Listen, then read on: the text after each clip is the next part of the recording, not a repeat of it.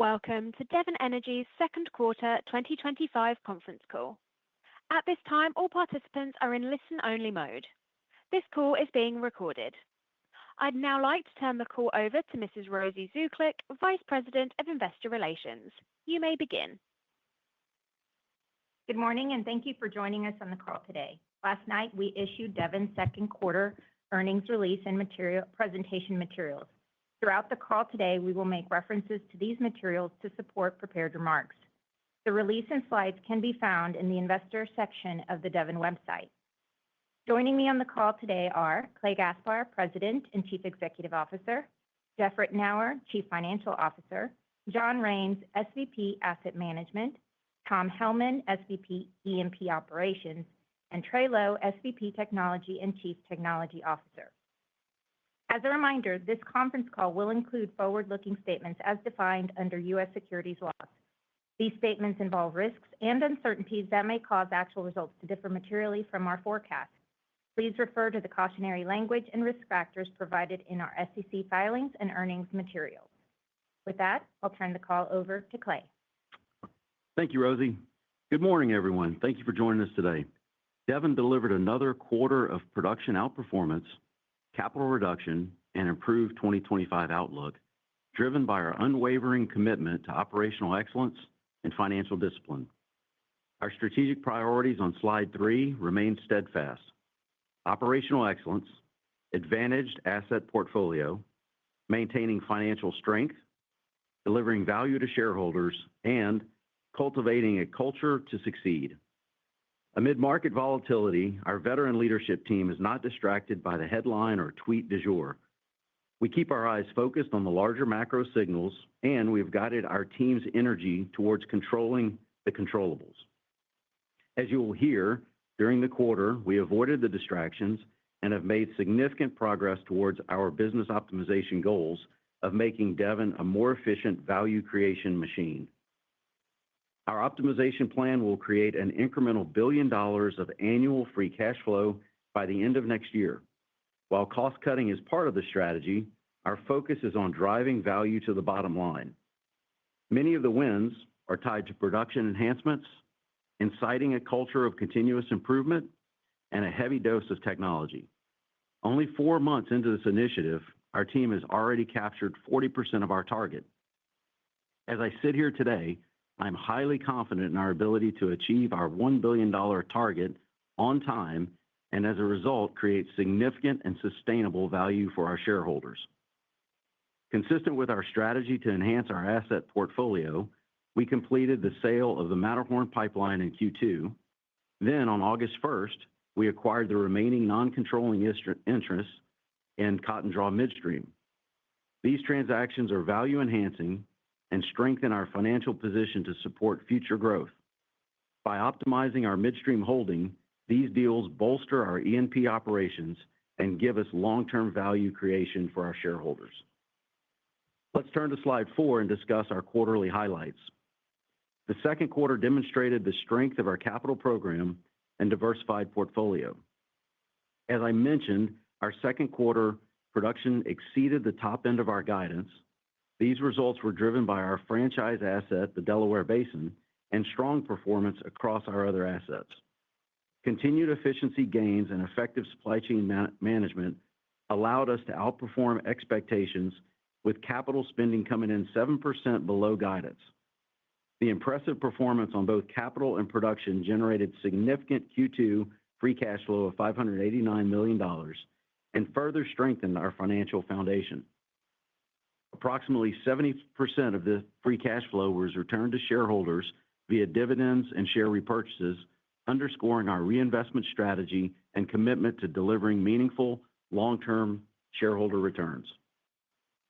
Let's take a closer look at some of our operational metrics. Slide 5 showcases the significant operational efficiencies we are achieving across our portfolio. In the Delaware, our teams have continued to push the envelope in both drilling and completions. By leveraging our extensive data streams and our proprietary infrac and in-drill AI agents, we're able to capture operational enhancements in real time and drive efficiency in our critical operations. In parallel to this real-time operational assistance, We're also leveraging design improvements, simul-frac implementation, and relentless focus on safety and execution.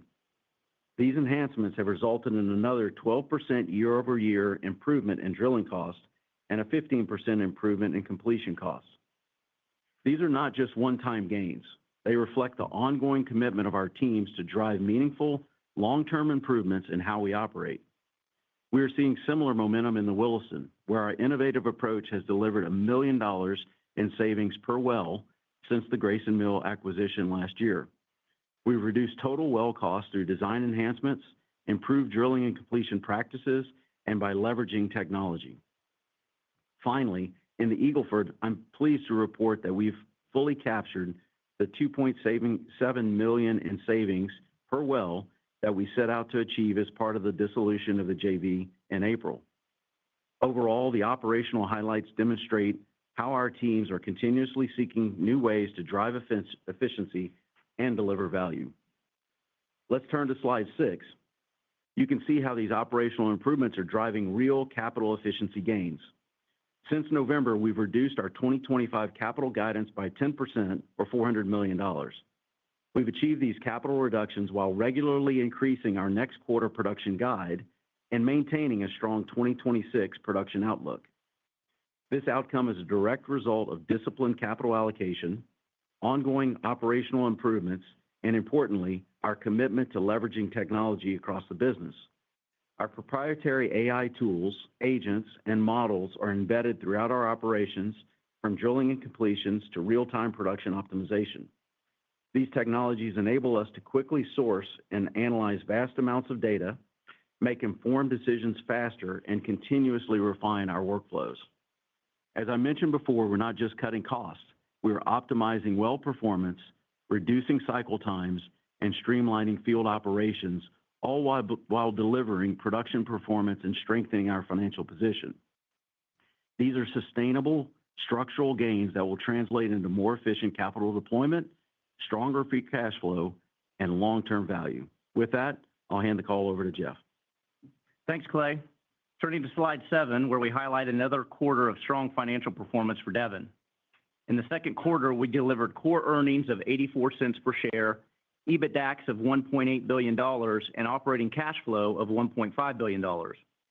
After funding our capital requirements, we generated $589 million in free cash flow. This was driven by production exceeding the top end of our guidance, reflecting the excellent operating performance highlighted by Clay, disciplined capital investment resulting in a 7% outperformance versus expectations, and production cost improving 5% from the prior period due to reduced downtime, lower workover expenses, and lower production taxes. In addition to strong organic free cash flow, we closed the $372 million divestiture of our equity interest in the Matterhorn pipeline, resulting in $307 million pre-tax gain. With the associated taxes from this divestiture, our current tax rate was approximately 21% for the quarter, above our recent run rate. With this robust cash generation, we delivered significant value to shareholders, paying $156 million in dividends and allocating $249 million to share repurchases. We remain firmly committed to our capital allocation framework, balancing high return investments with substantial cash returns to shareholders. Moving to slide 8, our financial strength and liquidity position remain a clear differentiator for Devon. We exited the quarter with $4.8 billion in total liquidity, including $1.8 billion in cash on hand. Our net debt to EBITDAX ratio improved to 0.9 times, reflecting our ongoing focus on maintaining a strong balance sheet. Our $2.5 billion debt reduction plan is progressing well, with $500 million already retired. Additionally, we plan to accelerate the retirement of our $485 million senior notes maturing in December. Taking advantage of the no penalty call option, we've elected to retire these notes in September, one quarter earlier than originally planned, saving $7 million in interest expense in 2025. Another differentiator for Devon is our success on the midstream and marketing front. After quarter end, we acquired all outstanding non-controlling interest in Cotton Draw Midstream for $260 million. This transaction gives us 100% ownership of the asset and full access to its cash flows, resulting in savings of over $50 million in projected annual distributions that would have been paid to our partner. These savings are incremental to our $1 billion business optimization plan announced earlier in the year, further improving our multi-year cash inflows. Full ownership of Cotton Draw Midstream strengthens our competitive position in the basin and supports future growth in one of our most prolific areas. Alongside the Matterhorn pipeline divestiture, this acquisition demonstrates our commitment to creating value and enhancing our E&P operations through our strategic midstream investments. With these transactions, we've successfully created value as both a buyer and seller of midstream assets. Moving forward, we remain open to additional opportunities in the midstream space and creating additional value with our investments. On the gas marketing front, we're focused on maximizing realizations and positioning our gas production to benefit from increasing demand driven by LNG expansion and power generation. In the second quarter, we executed 2 new agreements that advance these objectives and further diversify our natural gas sales portfolio. The first is a 10-year gas sales agreement to an LNG counterparty starting in 2028, under which Devon will sell 50 million cubic feet a day of natural gas at a Gulf Coast delivery point with pricing indexed to international markets. As LNG build-out creates additional demand for natural gas, we expect to pursue more opportunities to add exposure to international price markers. The second is a Permian gas sales agreement with Competitive Power Ventures Basin Ranch Energy Center to support its proposed 1,350 megawatt power plant. With an expected start in 2028, Devon will supply 65 million cubic feet per day of natural gas for a 7-year term, with pricing indexed to ERCOT West power prices. This pricing construct further limits Devon's exposure to the Waha price weakness we've seen in the basin for some time. Now turning to slide 9 to touch on guidance. For the second consecutive quarter, we're raising our oil production outlook while lowering capital spending. We now expect full-year oil volumes to range from 384,000 to 390,000 barrels per day, reflecting continued strong well productivity and base performance across our portfolio. Total capital guidance is being reduced by $100 million to a range of $3.6 to $3.8 billion. Importantly, our break-even funding level remains highly competitive at less than $45 WTI, including the dividend. At today's strip pricing, this positions us to generate approximately $3 billion in free cash flow for the year, underscoring the resilience and flexibility of our business model. I'd also like to highlight the positive impact of the recently passed federal legislation, which provides meaningful tax benefits for Devon. These changes are expected to enhance our free cash flow profile in 2025 and beyond, further strengthening our ability to reinvest in the business and return capital to shareholders. While our tax rate will be somewhat volatile over the next few quarters as we incorporate the new legislation, we now expect our full year 2025 current tax rate to be around 10%, down from our previous estimate of 15%, adding nearly $300 million in projected cash flow for the year. Looking beyond 2025, we expect to no longer be subject to the corporate alternative minimum tax. As a result, we anticipate our ongoing current tax rate will be significantly lower than previous estimates, ranging between 5% and 10%. This reduction will provide Devon with increased cash flow of approximately $1 billion over the next 3 years, assuming a similar pricing environment and capital spend. This is in addition to the $1 billion of incremental free cash flow from our business optimization plan. Looking ahead to the third quarter, we expect to build on the momentum established in the first half of the year. Our operational execution remains strong, and we anticipate stable production of 387,000 barrels of oil per day. With the capital efficiency improvements and as new wells come online and optimization initiatives take effect, we expect lower capital costs compared to the first 2 quarters. As our teams continue to deliver on key milestones, we're confident that Devon is well positioned to deliver another quarter of strong results and create additional value for our shareholders. Shifting gears now to talk about the business optimization plan on slide 10. On the right side of the slide, you'll see a scorecard tracking our progress. As we achieve milestones that generate additional cash flow, we'll update this graph to provide clear visibility into the timing and impact of these benefits. In the course of only 4 months, we've achieved 40% of our $1 billion goal. From the dark blue bars on the graph, you can see the progress we've made by category to date. This quarter, we're reducing 2025 capital by another $100 million, roughly $75 million of which is directly attributable to our business optimization efforts, with the remaining $25 million resulting from deflationary pressures. As Clay mentioned, our drilling and completion teams are leveraging artificial intelligence to drive capital efficiency, while our production teams continue to innovate lift techniques to sustain production levels. On the corporate cost front, we'll retire our $485 million senior notes this year, resulting in $30 million in annual savings to our run rate cost structure. As a reminder, $100 million of the $150 million target in corporate costs will be met with debt retirement. We expect to achieve this target in the third quarter of 2026 with the paydown of the term loan. Finishing our business optimization discussion on slide 11, as we've said before, our intent is to be open and transparent with this plan, communicating often. We've included more details here on initiatives underway and milestones achieved. With that, I'll now turn the call back over to Rosie for Q&A. Thank you, Jeff. We'll now open the call to Q&A. Please limit yourself to one question and a follow-up. With that, operator, please, we'll take the first call. Thank you. Our first question comes from Neil Mehta with Goldman Sachs. Please go ahead, Neil. Yeah, thanks so much, team. Appreciate all the color here today. We just love your perspective of on getting on the non-oil realizations. I think what's clear is you're executing very well on oil. The netbacks are good on oil. NGLs and local gas prices have continued to be a headwind for a lot of producers, including you guys. And so as you think about the back half of this year and into next year, and then even some of the marketing agreements that you announced here today, what are you doing to try to capture better on the non-oil side of the equation? Hey, Neil, it's Clay. Thanks for the question. And one, the acknowledgement of the good work that our midstream marketing teams are doing every day. You know, we highlighted a couple of deals this quarter, but it's on top of all of the other good work that we've done. I'll let Jeff dig in a little bit more on those two particular deals, but I think it's a great opportunity just to us to continue to acknowledge the work that we've been doing in this space for quite some time now.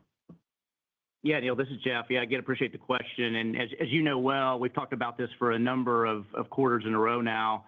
You know, our broader marketing philosophy specific to our natural gas, and again, the bulk of our natural gas production obviously comes out of the Delaware Basin today, you know, followed by our Oklahoma gas production. But specifically in the Delaware, our approach has been to move those molecules away from Waha, right? We talked about the weakness that we've seen in Waha for some time. You know, we've been involved with some of our midstream investments and our broader, you know, commitment to firm transportation to move molecules away from Waha and to the demand center, specifically to the Gulf Coast. So, you know, where we sit today, when we look at our Waha exposure, less than 15% of our gas actually has direct Waha exposure in basin. The rest of that, we either hedge, you know, our exposure, or our firm transportation and our firm sales to our counterparties move those molecules away, mostly to the Gulf Coast again.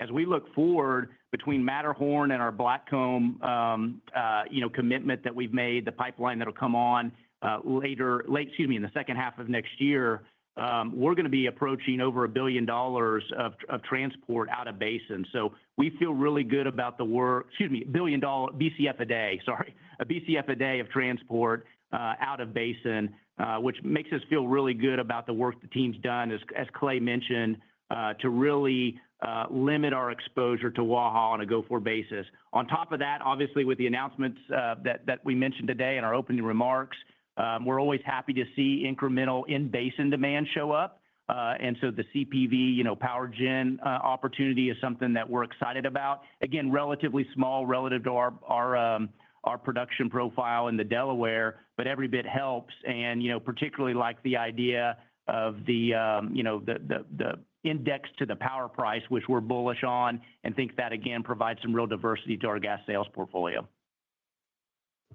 Yeah, that's great color, guys. And then slide 10, always helpful to see how you guys are scorecarding across the buckets of business optimization. just unpack this for us a little bit? How is that 40% that you've achieved in the first 4 months compared relative to your expectations? And what's the next key milestone you guys are really focused on here? Yeah, thanks for the question. This is Trey. We're really encouraged by all of the advances that we've seen so far. Obviously, we've made a ton of improvements across several of the categories, and we're going to continue to see a lot of the other categories. The ideas that are being implemented today show up in the financials in the coming quarters. Some of the examples that I would share, we continue to see our teams lean on technology and AI.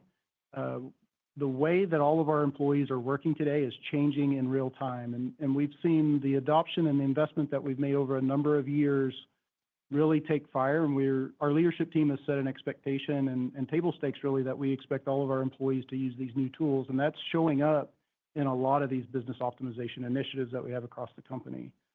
One that I would highlight is in our production space, and we've got a new analytics that we've just kind of had a breakthrough in the last quarter of how we're tying all of our real-time streaming data from the field into our AI systems and into our agents, and allowed us to come up with a new way of how we're analyzing our production faults across the company. This is going to result in millions of dollars of savings, and we've got many of those ideas that are being implemented today that we're going to continue to see grow legs and show up in the financials in the coming quarter. And Neil, I wanted to pile on that. I want to reiterate something that Jeff mentioned in his prepared remarks. The credibility of this program is really, really important to us. When we announced it, back in 4 months or so ago, we knew we weren't going to get an instantaneous credit of $1 billion of incremental free cash flow baked into our share price, that we needed to earn it. And so there's 4 things that I wanted to point out that we have specifically set aside as incremental to this business optimization, the $1 billion of annual free cash flow. So last quarter, we talked about the proceeds from Matterhorn. We are not claiming credit for that in our business optimization model.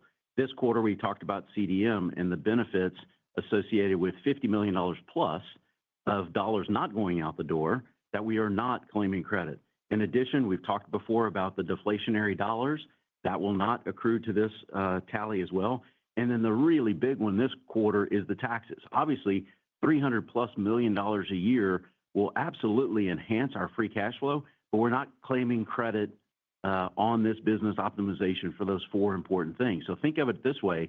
We're going to achieve the $1 billion of incremental free cash flow by the end of next year in a sustainable, ratable way each year going forward, plus these other very, very significant items. And so I think the credibility is worth underscoring about 3 times just to make sure that you guys are hearing us. We're trying to be as transparent and open as we can on this, and really holding ourselves accountable to achieving some really big things. And what I would tell you is that the team is crushing it. So thanks for the question.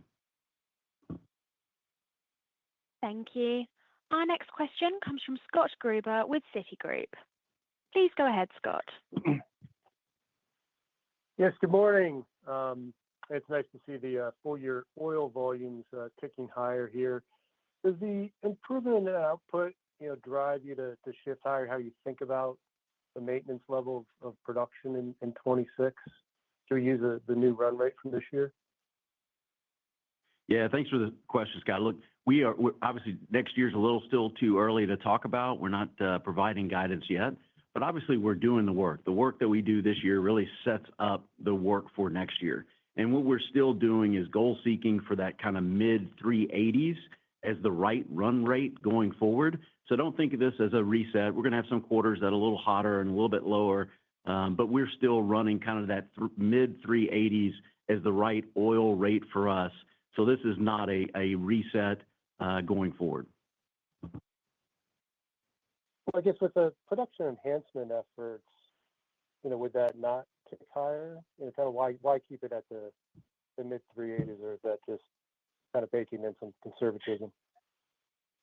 Yeah, so obviously we're thinking a lot about the macro. We feel like the oil market is just generally well supplied, and what that translates into us is that we think maintenance capital is the right approach from an investment standpoint.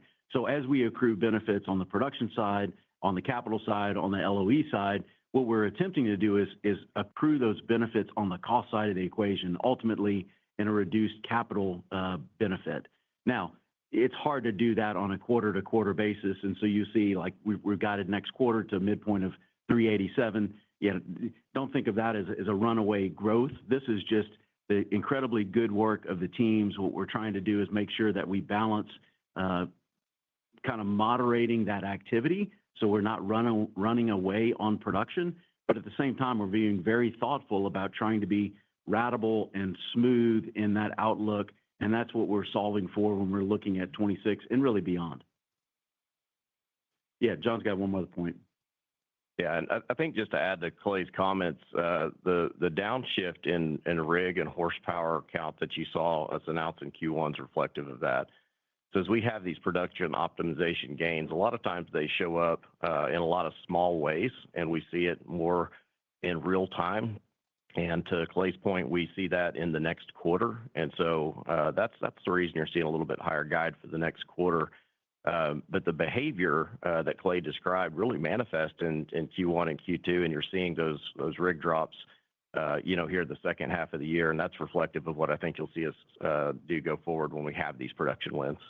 And think about the benefits of that, Scott. I mean, we are all, just cherishing this amazing portfolio that we have.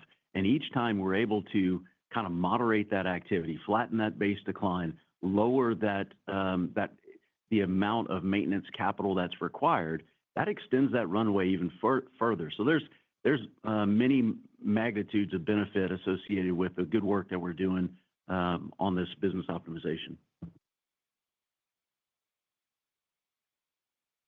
Thank you. Our next question comes from John Freeman with Raymond James. John, please go ahead. Thank you. This morning, Landbridge announced a produced water pore space agreement with y'all starting in 2Q27. It looks like y'all are getting out ahead of, what could potentially be an issue in the Permian. I'm just hoping y'all could maybe elaborate on that deal and how much runway you see it providing y'all. Yeah, John, you're exactly right on us getting out ahead of it. I would just tell you this deal is very consistent with our water management strategy in the Delaware Basin, and maybe I'll hit that at a high level. So first, it's probably worth noting just the magnitude of the water production we have in the Delaware Basin. We're managing at any given time anywhere from 1 million to 1.2, 1.3 million barrels a day. And so the first call on that water really for us is our water recycle and reuse. Depending on how many frac crews we have running at any given time, how much third-party water demand may be out there, we can send maybe 25 to 35%, maybe on a really good day, 40% of our water back to recycle, and we'll reuse that in our operations. But beyond that, we've got to manage that water, and we've done a couple of things over the past few years to be really proactive in that space. One was our joint venture with WaterBridge, predominantly on the Texas side of the basin. We've since expanded that partnership a bit on the New Mexico side. The other thing that we've done, and more predominantly on the New Mexico side, is continue to build out our infrastructure into what we call a super system. And specific to New Mexico, we now have the ability to move water from asset to asset bidirectionally. It gives us a lot of flexibility. And then what we do on the back end of that is we have a lot of strategic partnerships with third parties to be able to move that water around. And so the deal that you saw announced this morning is simply one of those strategic relationships with a third party. We've really leveraged our WaterBridge JV to allow us to do that. And so in 2027, when that deal really becomes effective, we'll now have the ability to move that water to a part of the basin that's much lower in terms of pore pressures in the Delaware Mountain Group. And so I see this as a strategic advantage for Devon going forward. It's a win-win for our partners on the deal and for Devon. I appreciate the color. And then just following up on the new gas marketing agreement with CPV, you've got a competitor that's also participating, and they disclosed a right to also purchase power from that facility for their own operations. Do y'all have a similar agreement in place? Yeah, John, appreciate the question. We have not negotiated an agreement to purchase power from them at this point in time, but that's absolutely something at our option. Frankly, and John can just speak to this in more detail. We just don't have the load on the Texas side, of the border and the need for it at this point in time, as maybe compared to what we're doing on the New Mexico side. John, you want to add some color to that? Yeah, I think that's right. I don't have a lot of color to add there, but over on the Texas side, we haven't fully electrified a number of our facilities, and that includes some of our midstream compression, which would really cause our load demand to be significantly higher. To that, we also have dedicated substations on the Texas side, good partnership and relationship with Oncor. So on a relative need basis, that's not simply something that we have as much of. Thank you. Our next question comes from Paul Cheng with Scotiabank. Please go ahead, Paul. Thank you. Good morning. Maybe Kate, if we can we look at Bakken? Maybe that the data is wrong, but it does look like the well productivities is maybe come down a bit, and also from the third-party data. So can you give us some idea that are we seeing that is just a blip, or that the deterioration is something that need to work on? And also whether you have a sufficient scale now after the Grayson acquisition that you think you have. And the second question is that on Eagle Ford, that after the dissolve of the joint venture, can you give us some idea that now you reset, I suppose that you reset the base, and how's the cadence on your activity and also your production outlook for that over the next several quarters? Thank you. Yeah, Paul, this is John. I'll do my best to answer both those questions. So starting in the Williston, really the phenomenon you're seeing there is back in what would be probably some of the newer public data you're seeing coming from Q4. That was largely our Missouri River pad on the east side of the basin, which is our legacy asset. Simply put, the geology is higher quality there. You're going to see more productive wells. So as we've shifted our activity over to the west side of the basin on the newly acquired Grayson asset, on a relative basis, you're going to see well productivity be a bit lower. What I would tell you, though, relative to our expectations, our well productivity has been quite good on the west side of the basin. So very consistent with our expectations, and really no concerns on our part with Williston well productivity. I think second, on your question on the Eagle Ford, if I heard you correctly, yes, there's absolutely been sort of a reset on our production there. As we closed the BPX dissolution on the first day of the quarter, BPX took a disproportionate amount of the production on that deal, while we took more of the upside. And so really, when you look post BPX dissolution closure, we've got about 55 more wells that we want to bring on throughout the course of the year on that asset. That's about 90% in DeWitt County on the Blackhawk field, formerly part of that JV.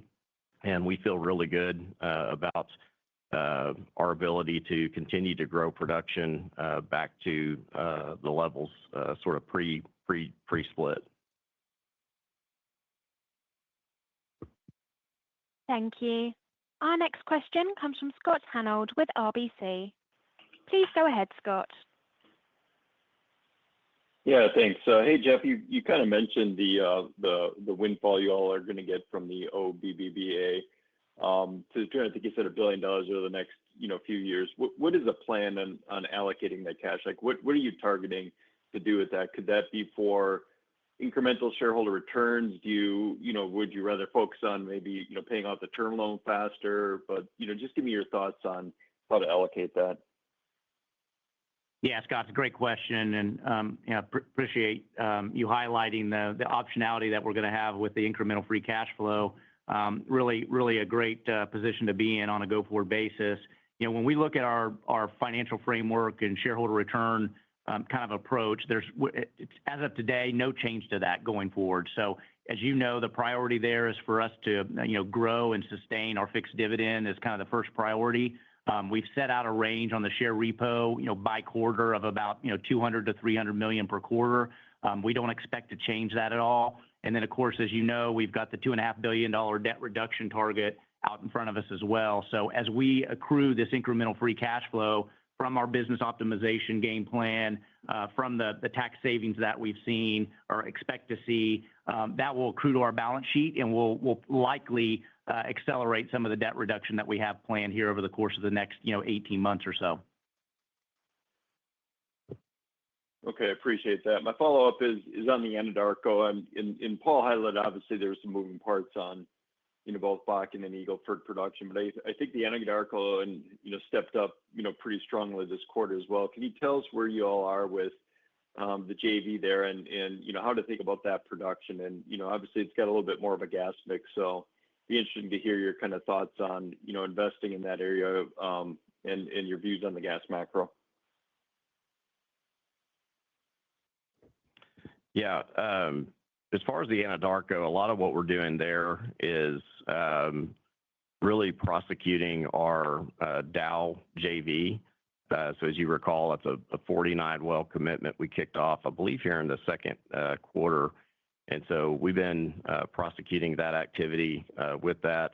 The production growth that you've seen sort of quarter over quarter there would have largely been tied to the new well IDs associated with that activity.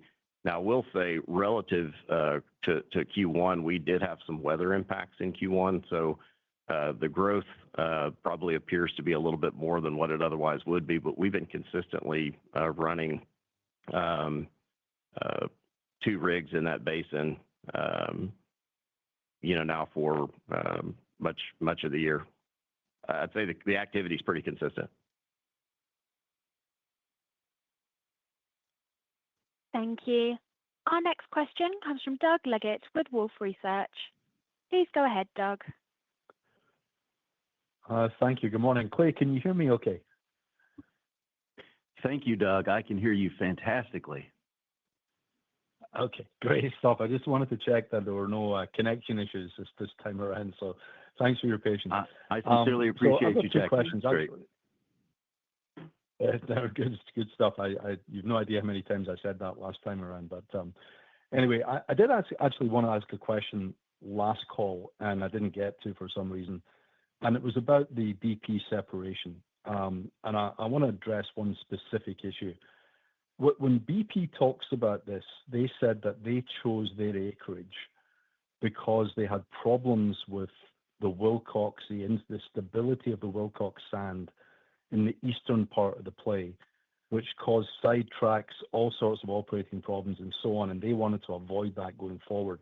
I wonder if you could address that as it relates to your experience of operating in that part of the Eagle Ford. And I've got a follow-up for Jeff, if that's okay.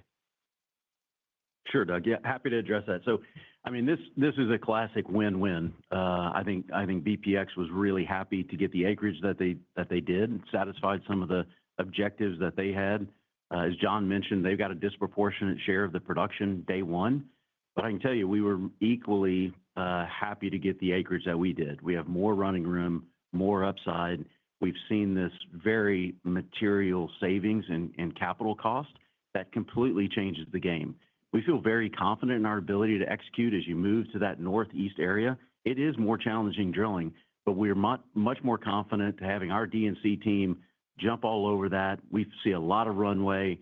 We've executed that. We didn't have the slide this quarter, but if you look back at last quarter, we show that as we continue to move and take over, these material savings are real. As we continue to move to the northeast, there's an extra step that we will take in regards to casing string. But what it does is, at this lower cost structure, it continues to open up significant runway, and we just see so much more upside. So it's one of the things that we are super excited about. The team has done an exceptional job on executing on some of the objectives that we had. As I mentioned in my prepared remarks, our stated goal was north of $2 million.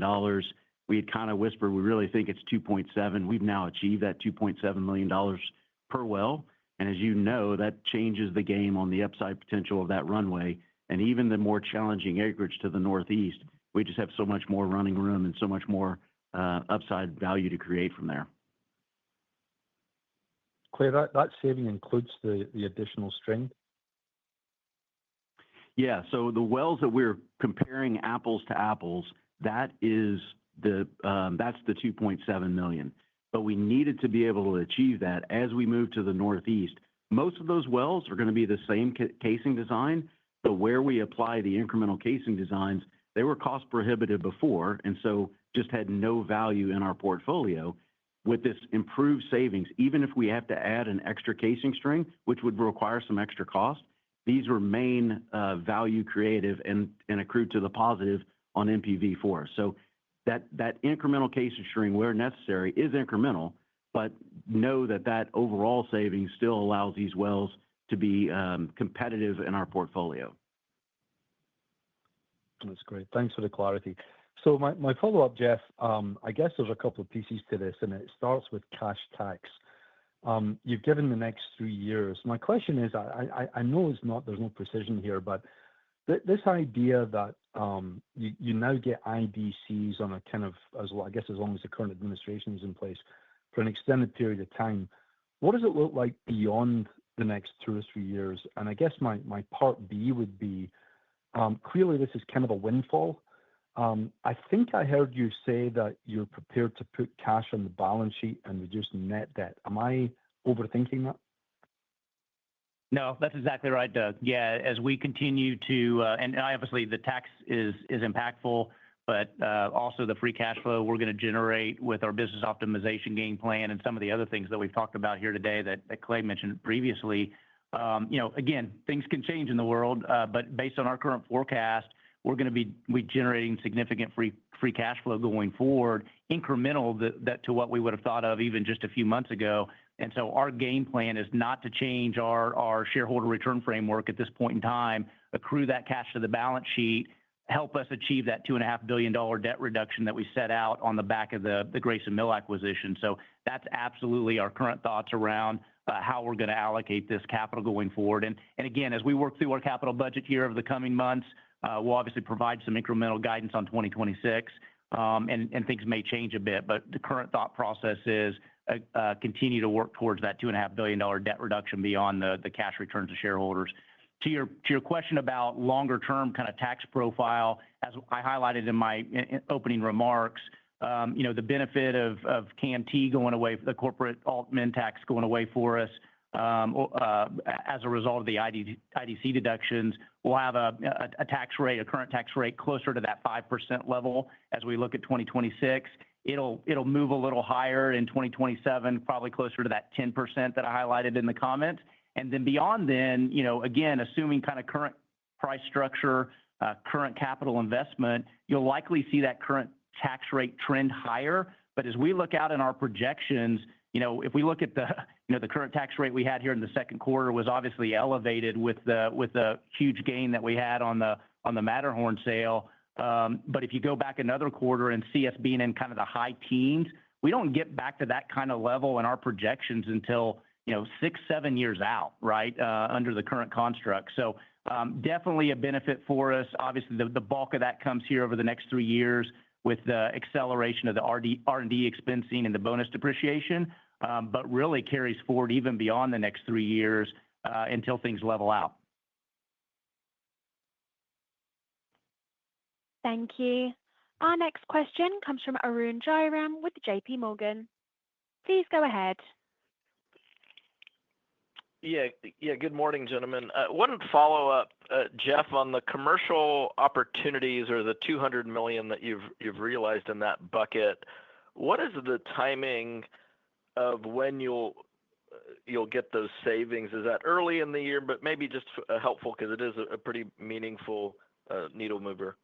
I want to get the timing there. Yeah. So Arun, remember I think we talked about this on the last call. We've basically got the contracts executed in place to capture the bulk of that, right, which we've highlighted in our slide and our scorecard. Going forward, there's some incremental to go get, and we'll continue to work that forward over the course of the remainder of this year and into 26 a little bit as well. But that first tranche that we've already highlighted is kind of captured. Those go into effect at the end of this year. I think it's in the November, December timeframe. So you'll really get the full year benefit of that as you look at our 2026 projection. Got it. I just want to make sure because on the slide it says it's not captured in your 2025 outlook, but you'll get that later this year. Yeah, and the reason for that is it's not impacting 2025, so it's really a 2026 benefit. Got it. I got one follow-up. Clay, as you have contemplated a higher degree of co-development between the Wolfcamp B and Wolfcamp A zones in the Delaware Basin, I think the mix is going to 30% this year versus 10% last year. I was wondering if you could comment on how you're seeing the interplay between the Wolfcamp B and Wolfcamp A zones, and just talk about, are you seeing any impacts to, productivity in that Wolfcamp A zone? Hey, Arun, thanks for the question. When we think about these kind of these decisions, these are very macro portfolio oriented. And so when we're doing the trade-off, we're thinking about rate of return, we're thinking about NPV, and we're thinking about quantification of the portfolio. And we're trying to balance and optimize all three of those.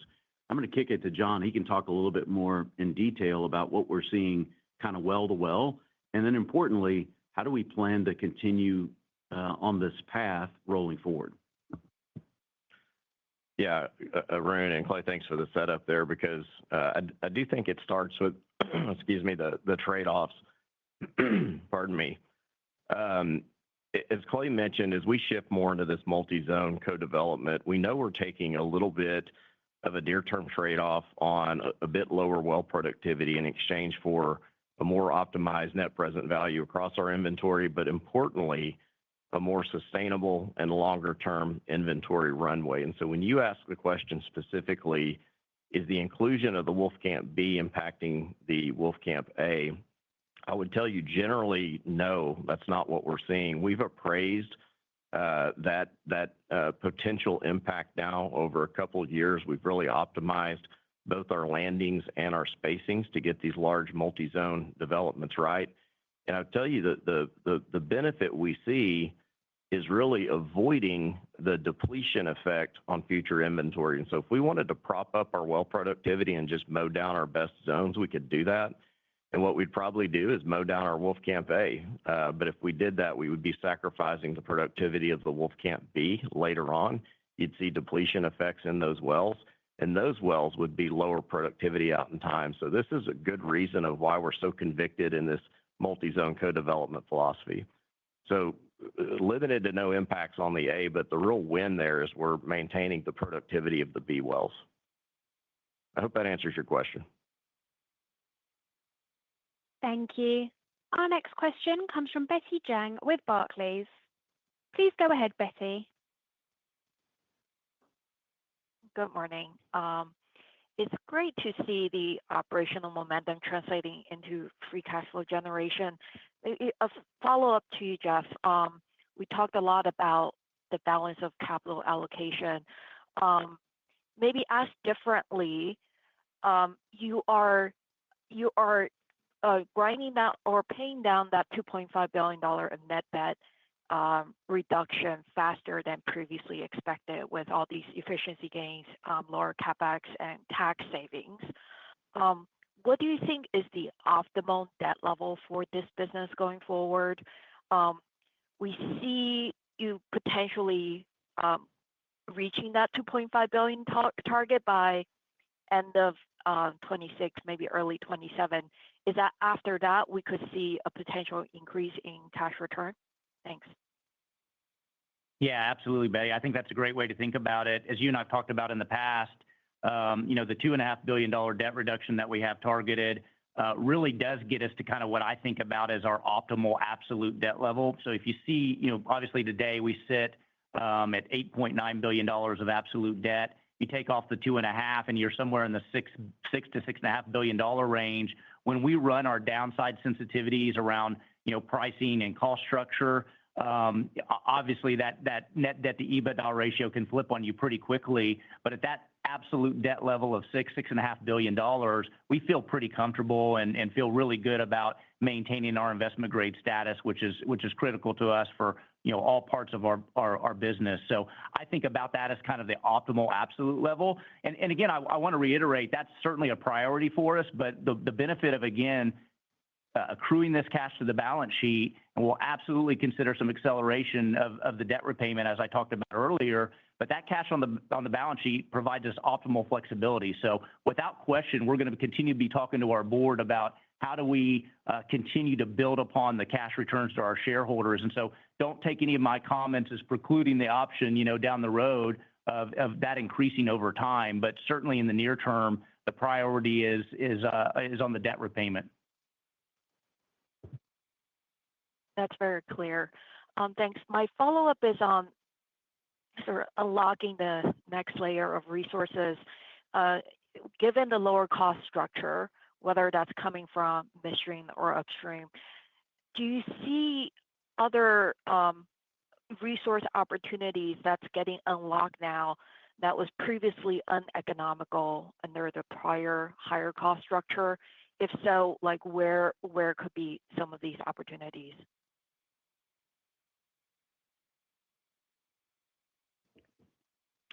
Yeah, Betty, I think the best example that I would point you to there, and we've talked about this on previous calls, is our objectives, for instance, in the Powder River Basin.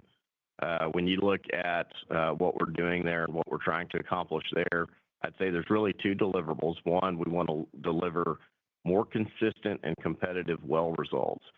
So when you look back to 2024 and what we've done in 2025, we've delivered very consistent results. In fact, some of the more consistent results in our portfolio, and these are some of the best results we've delivered the Niobrara thus far. The second aspect of our strategic objective there is we've got to consistently lower our well cost. And so when you look specifically at some of these optimizations and the work we're doing, we've been historically north of $13 million on a 3-mile Niobrara well.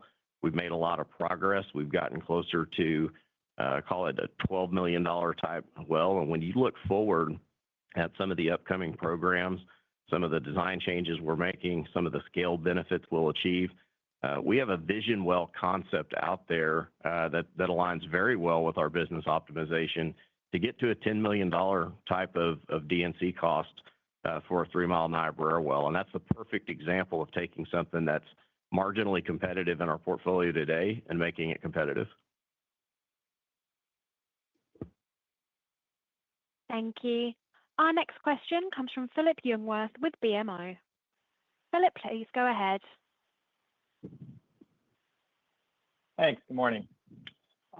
You mentioned being open to additional investments in the midstream space and was just hoping you could expand on this and maybe what part of the value chain that could be.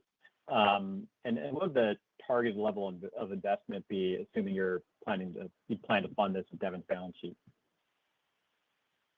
Yeah, thanks for the question, Philip. I think what's really interesting about this quarter is you see an example of us highlighting a midstream asset sale and a midstream asset acquisition. And both we're really excited about.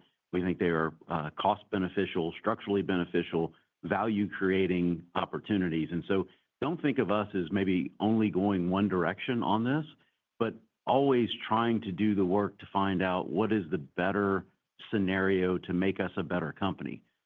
In the case of Matterhorn, we had a tremendous 5-bagger return on that investment.